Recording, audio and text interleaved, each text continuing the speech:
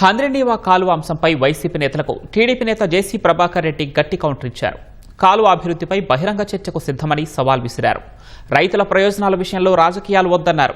తమ ప్రభుత్వం పనులు చేపట్టడం వల్లే సాగునీటి సరఫరా మెరుగుపడే పరిస్థితి ఏర్పడిందని తేల్చి చెప్పారు.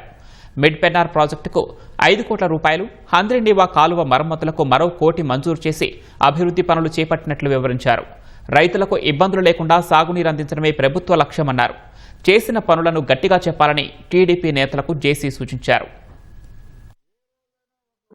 నేను ఒకటే అడుగుతాను, దాంట్లో చాలా మంది నాయకులు ఉంటారు. విశ్వేశ్వర రెడ్డి తప్పనిచ్చే టీఎంసీ అని తెలిసినోడు ఎవడున్నాడా?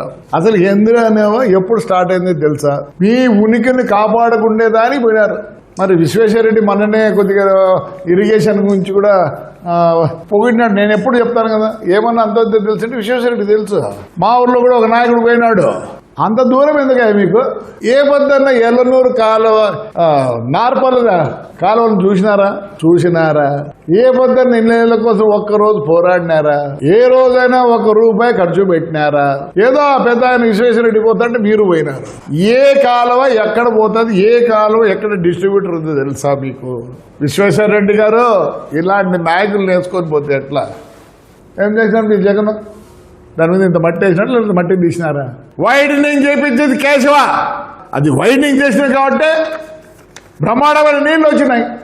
ఏదో మాట్లాడతారు వీళ్ళు, ఇంకా జెండాలు పట్టుకొని పోయినారు. మీ ఉనికి కాపాడుకోవడానికి పోయినారు. ఎప్పుడో చెప్పండి డిబేట్. పొద్దున మమ్మల్ని ఎందుకు? మీరు చెప్పండి, మీరేం చేసినారో చెప్పండి.